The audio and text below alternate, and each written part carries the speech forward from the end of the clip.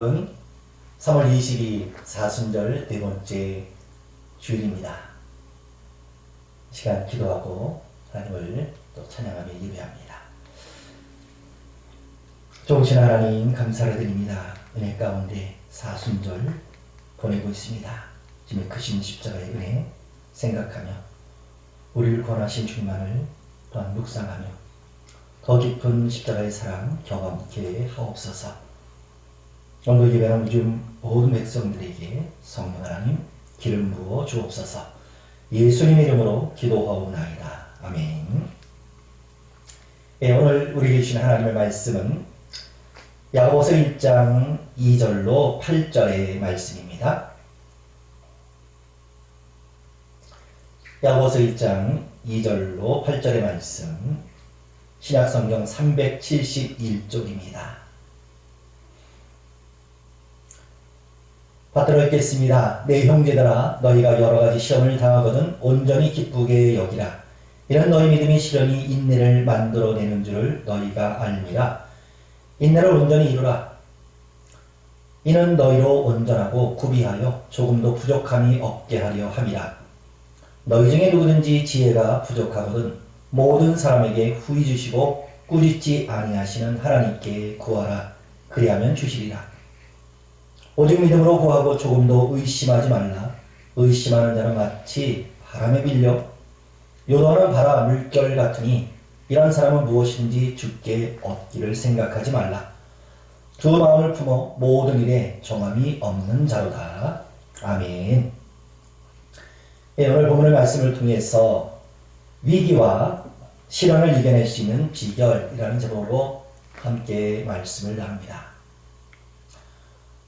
오늘 설교는 아마도 우리 성도님 가운데에 동영상으로 또 함께 마주하는 그런 성도님들이 계십니다. 우리가 사는 이 시대에 참으로 어려운 그런 위기가 아닐 수가 없습니다. 우리가 인생을 살아가면서 만나는 여러 가지 어려운 일들, 힘든 일들, 고난들, 우리는 누구나 이런 것을 좋아할 사람 없고 따라다니면서 그것을 경험해 보려는 사람들은 없습니다. 대부분의 사람들은 좋은 길, 평탄한 길, 안전한 길을 따라 살고자 합니다. 물론 젊어서 고생해야 된다는 말씀도 있습니다. 아마도 이것은 인생에 경험하는 힘든 일들, 그리고 앞으로 우리가 경험해야 될 그런 일들, 어려운 위기를 잘 넘기면 그것이 우리에게 힘이 되고 능력이 되고 또 내성이 될 수 있기 때문입니다. 그럼에도 우리의 바람은 좋은 길, 평탄한 길, 안전한 길을 가고자 합니다. 그동안 우리 성도님들이 살아오셨던 길들을 뒤돌아봅니다. 수많은 어려움과 위기, 고난을 경험해 왔습니다. 우리가 생각할 때 두 번 다시는 그런 길을 가지 않고자 하는 마음이 있습니다. 그러나 우리에게 다가오는 고난과 위기를 우리가 밀어낸다 해도 또 그런 것들이 없어지고 사라지기를 바라지만 우리 마음과 우리의 뜻대로 되어지지는 않습니다.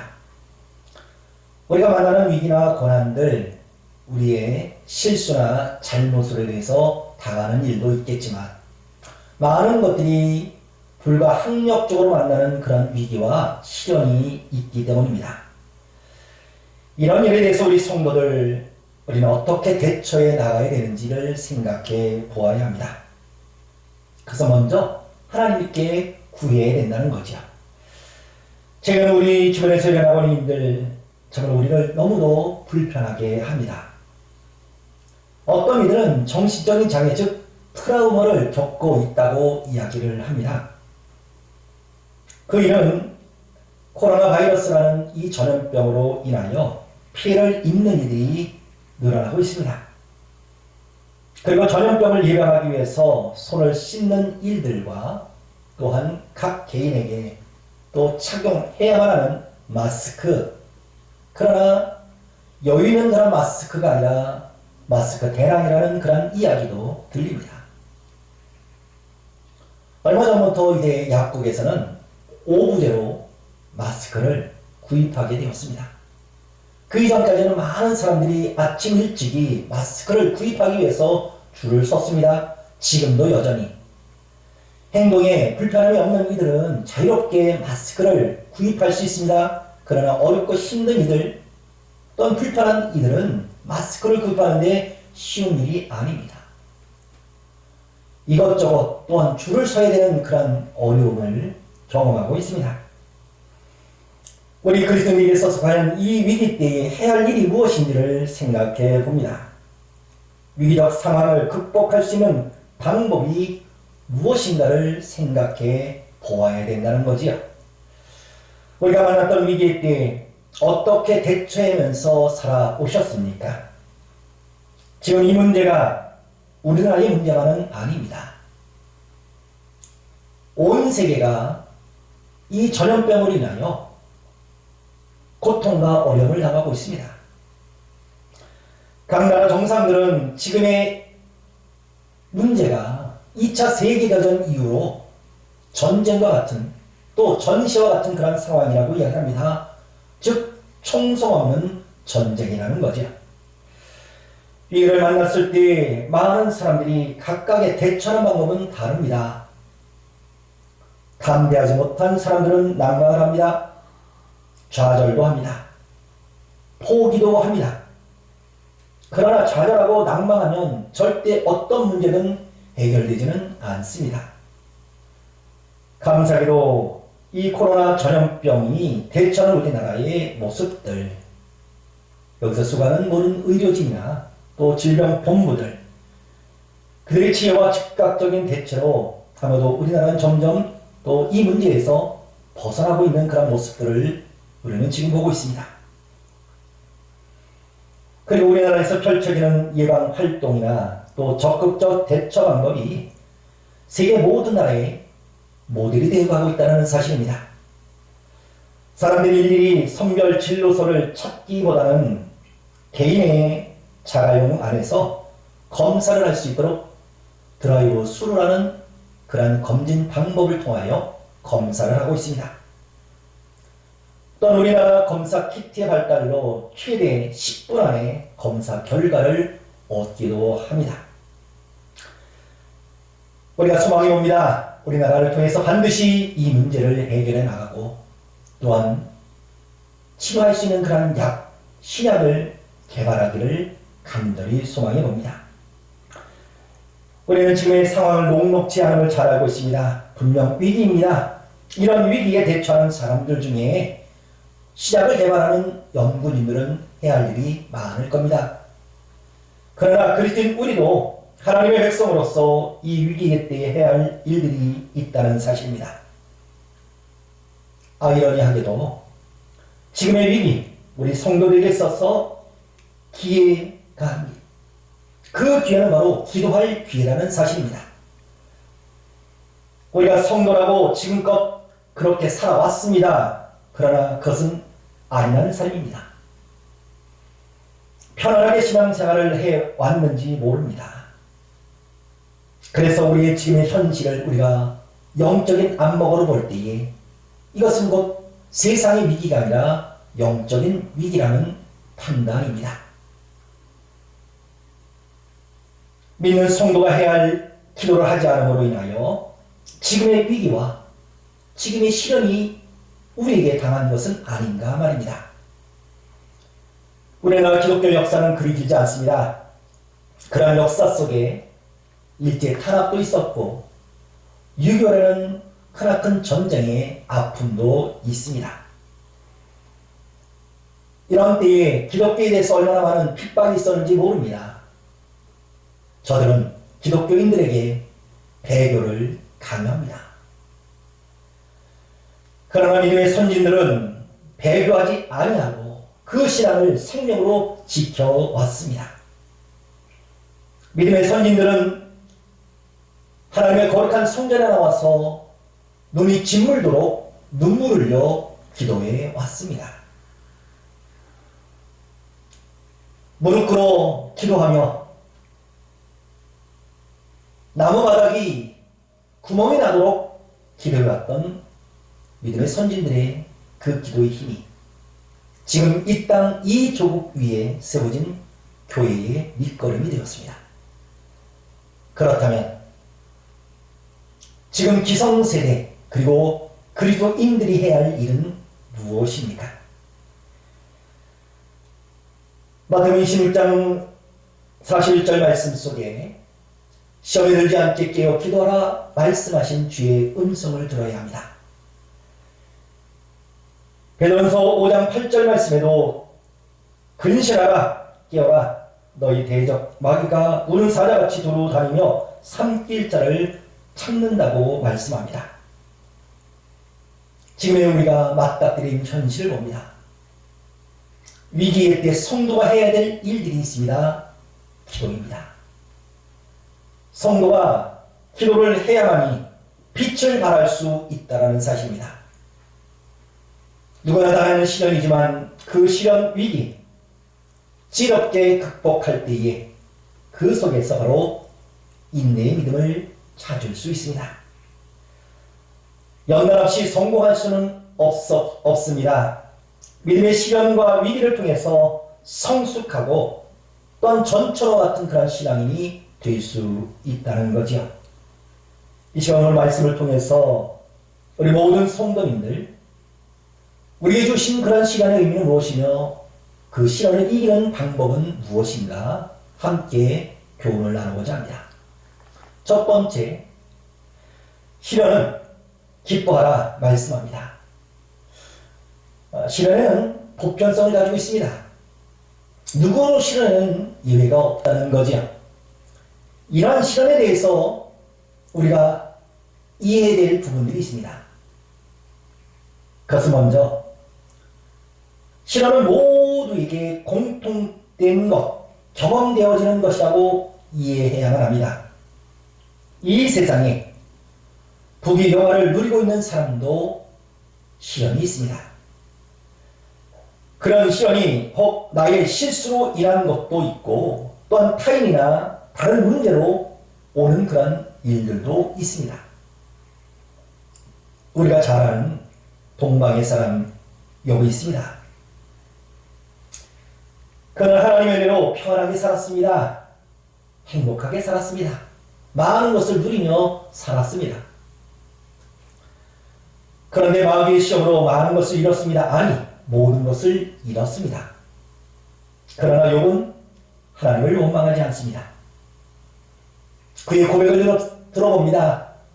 주신 이도 하나님이시고 취하신 분도 하나님이시라는 고백입니다. 모든 것을 하나님의 뜻대로 맡긴 그의 믿음의 모습을 봅니다. 그 결과 하나님은 그에게 갑절의 복을 허락해 주셨다는 거죠. 즉 시련은 우리의 삶의 일부이라는 사실을 인정할 필요가 있다는 말씀입니다. 다음으로 우리가 시련에 대한 이해, 우리가 받는 시련은 영원하지 않다는 사실입니다. 지금 우리가 경험하는 지금의 위기, 시련에 대해서 우리가 어떤 생각을 가져야 되는가? 저는 이렇게 한번 생각해 봅니다. 이런 말이 생각납니다. 이 또한 지나가리라 라는 이야기입니다. 그렇습니다. 이 또한 분명 지나가게 되어 있습니다. 지금은 힘들고 어렵고 혹 귀찮은 일일 수 있지만 이 문제는 우리에게 영원한 고통이 아니라는 사실입니다. 잠시 내게 주어진 시련에 대한 우리의 반응, 그럼에도 불구하고 하나님 앞에 감사의 조건을 찾는 일이 있어야 된다는 거죠. 그리고 또 한 가지, 시련을 통해서 하나님께서 주시는 영적인 교훈이 있다는 사실을 아는 겁니다. 이러한 사실을 알고 있다면 오늘 보면 2절 말씀처럼 너희가 여러 가지 시험을 만나거든 온전히 기쁘게 여기라 하시는 주의 음성을 들을 수 있습니다. 우리가 만나는 시련을 본다면 우리는 그것에 좌절할 수밖에 없고 또한 실망에 빠질 수밖에 없습니다. 심지어 하나님에 대한 원망 또한 불평하는 마음이 있을 수 있습니다. 우리가 상심한 심령을 가지고 산다면 우리는 쉽게 죄에 노출될 뿐만 아니라 육적인 질병에도 노출될 수밖에 없습니다. 그러나 약한 우리에게 주님께서 주시는 말씀, 시험을 만나거든 온전히 기쁘게 여기라 하시는 주의 음성을 듣습니다. 우리가 만나는 시험에 대해서 담대한 사람이라면 분명 그 사람은 믿음의 사람일 겁니다. 우리 인생에 만나는 위기라는 것은 위험한 기회이지만 또 다른 편으로 본다면 위대한 기회이기도 합니다.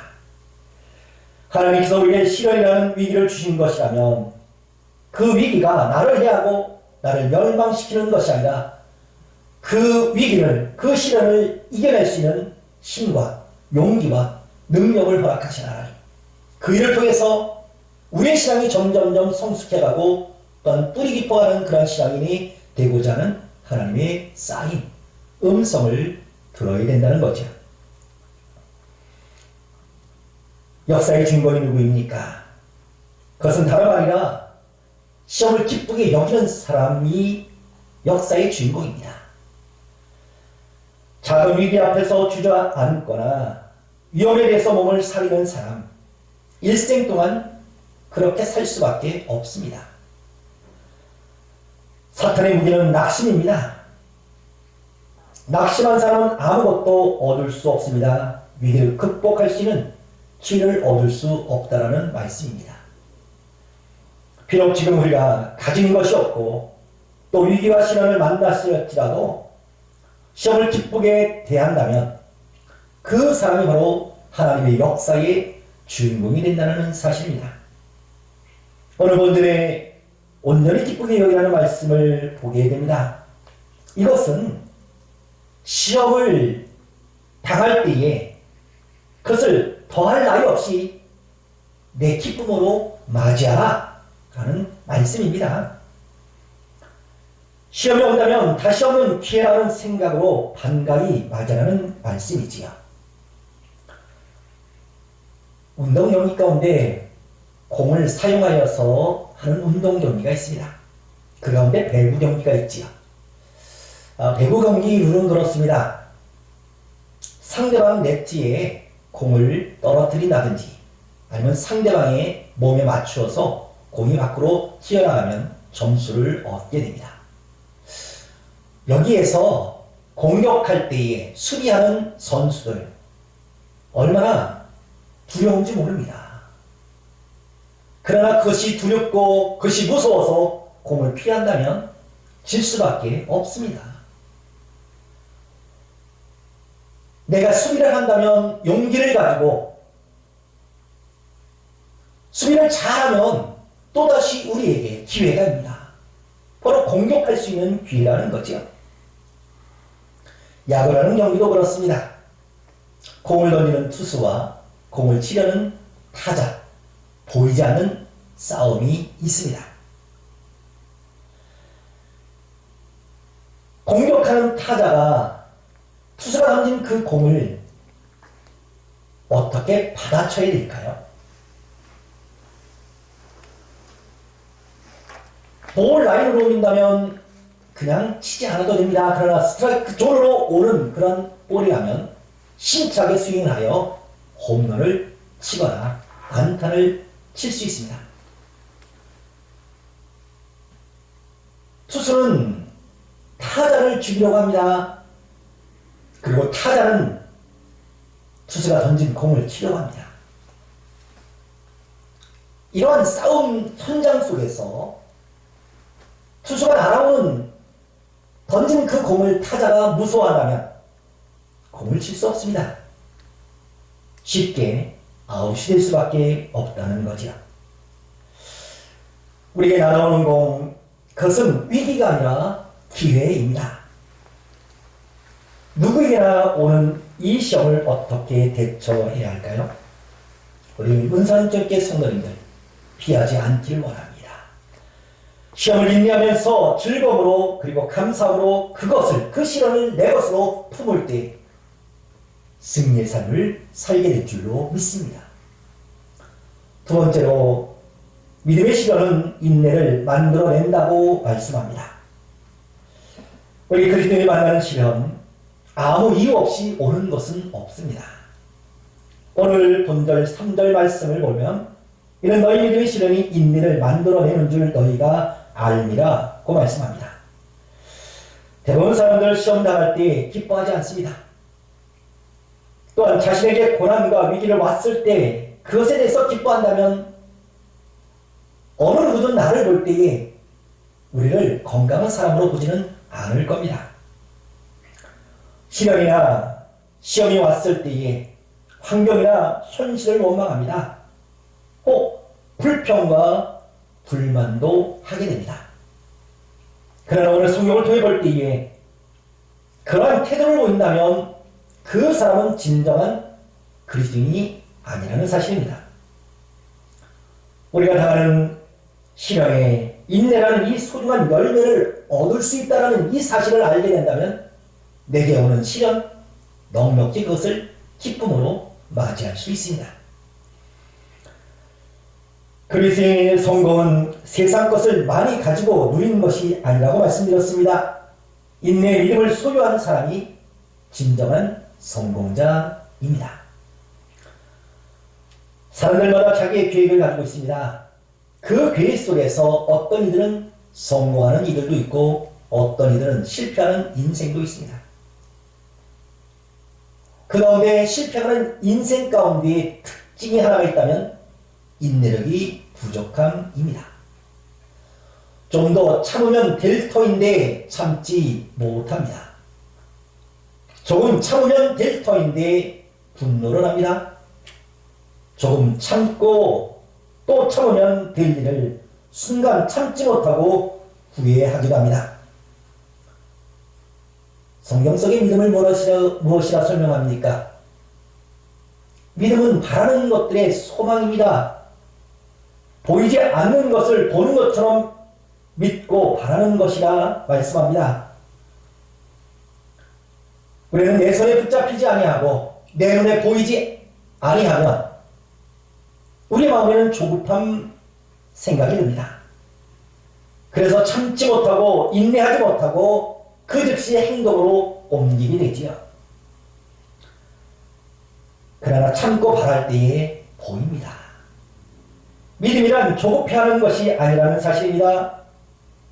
물을 얻기 위해서 땅을 팔 때에 내가 생각하는 깊이만큼 땅을 파고 물이 안 나온다고 포기해버리면 절대 물을 얻을 수 없습니다. 내가 정하는 것이 아닙니다. 물을 얻기 위해서는 물이 나올 때까지 땅을 파는 수고를 해야 됩니다. 나무를 잘 때도 역시 마찬가지입니다. 한두 번 잘라서 도끼질을 해서 나무가 부러지지 않는다고 포기해버리면 그 사람은 영영이 나무를 자를 수 없습니다. 나무를 자를 때에 나무가 잘라질 때까지 도끼질을 해야만 합니다. 어떤 광산에 금과 보석을 얻기 위해서 땅을 열심히 팠던 광부들이 있습니다. 그러나 그들이 수고한 만큼 금은 보석을 많이 얻지는 못했습니다.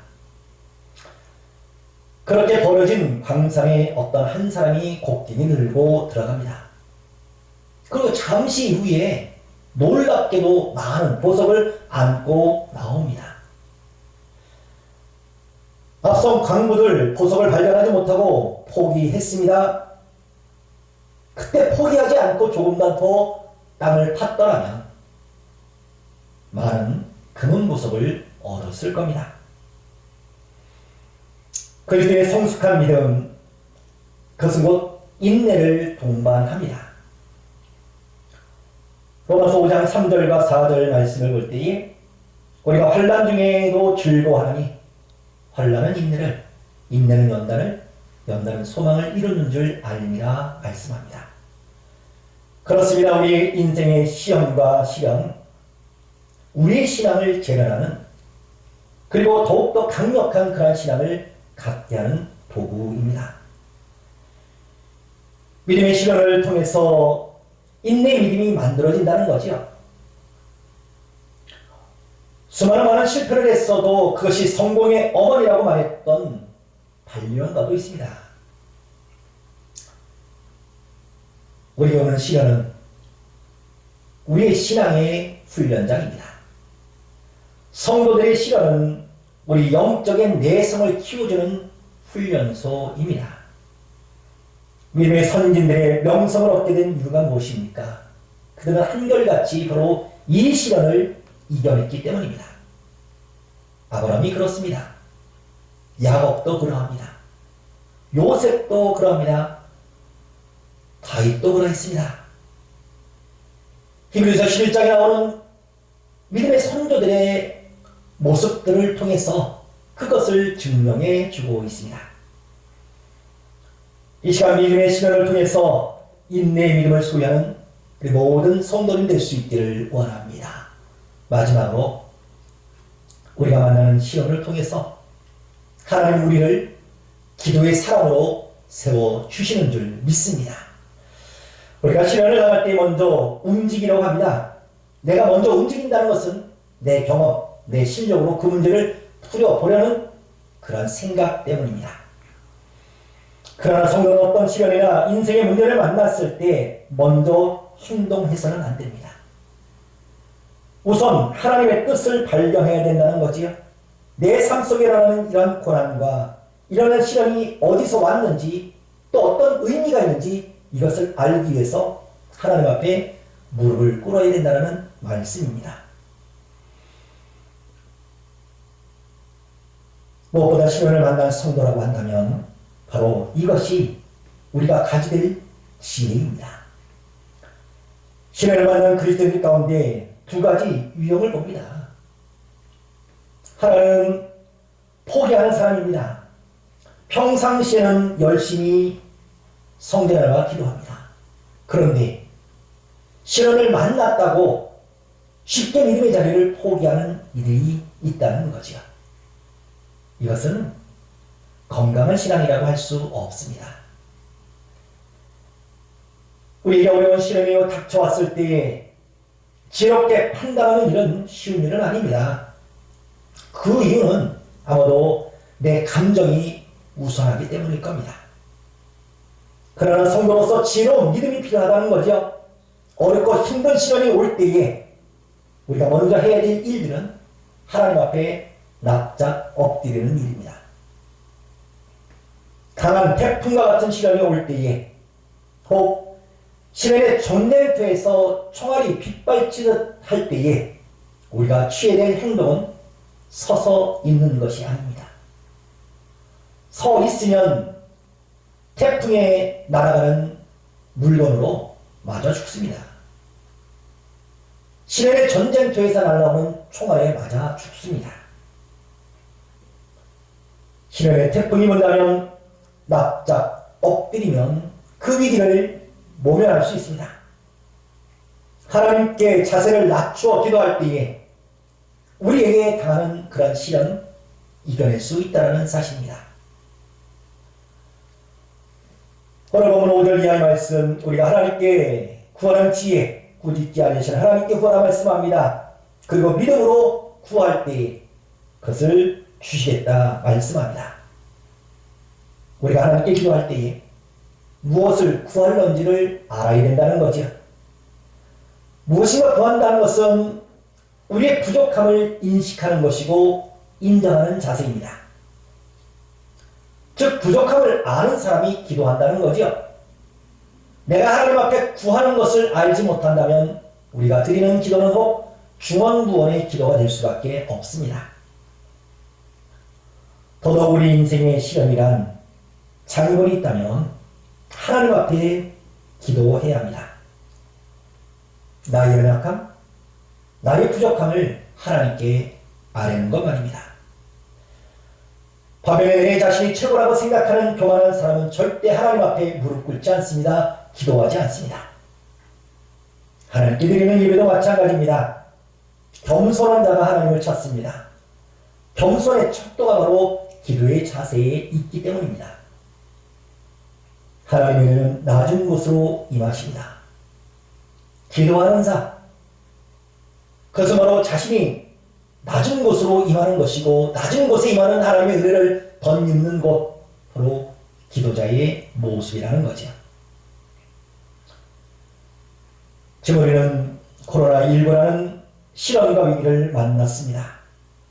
이 위기를 어떻게 헤쳐나가야 할까요?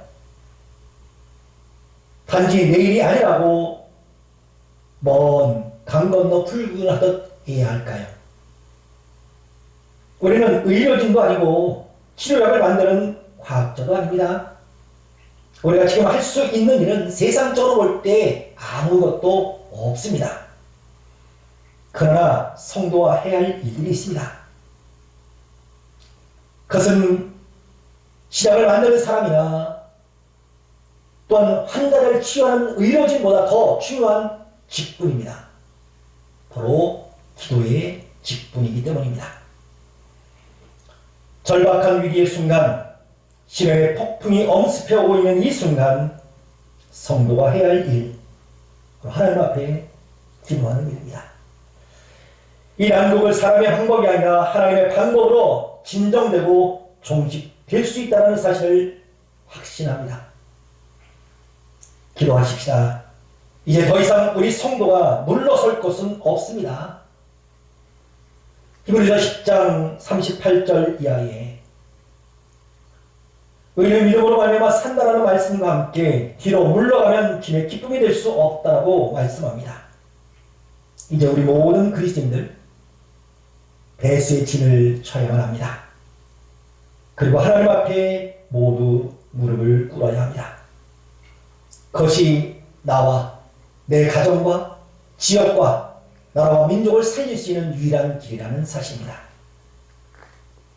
신앙 앞에 서 있는 우리 모든 성도님, 저 여러분의 신앙 앞에 어떻게 대처해야 될까요? 시련을 기쁘게 여길 수 있길 바랍니다. 우리에게 당하는 시련은 영원하지 않습니다. 어떤 우리가 시련을 당하는 것, 하나님 앞에 우리가 기도하시는 하나님의 음성인 줄 믿고 우리가 만나는 모든 이 시련을 넉넉히 이겨나는 믿음의 귀한 권속들 될 수 있기를 주 이름으로 간절히 소망합니다. 기도하시겠습니다. 거룩하신 하나님, 감사를 드립니다. 부족합니다. 연약합니다. 나약합니다.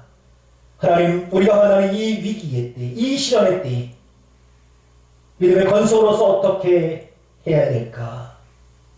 어떤 자세를 보여야 될까? 성령 하나님, 이 시간 하나님께서 우리에게 귀한 말씀을 주셨습니다. 이 위기와 시련을 이겨낼 수 있는 방법을 허락해 주셨습니다. 우리에게 당하는 이 시련을 기쁘게 여기게 하옵소서. 그것을 통하여 하나님 한층 더 우리 믿음이 성장해 나갈 수 있도록 역사하여 주옵소서. 시련을 통해서 인내의 믿음을 배울 수 있도록 은혜 더하여 주옵소서. 또 이번 시련이 하나님의 귀한 종들 기도의 자녀로 세우신 하나님의 은혜인 줄 믿고 기도합니다. 이 코로나 바이러스 반드시 믿음의 종들을 통해서, 기도의 종들을 통해서 이겨나갈 수 있도록 도와주시며 해결해 나갈 수 있도록 역사하여 주옵소서. 모든 것 주님께 의탁하옵고 예수님 이름으로 기도하옵나이다. 아멘.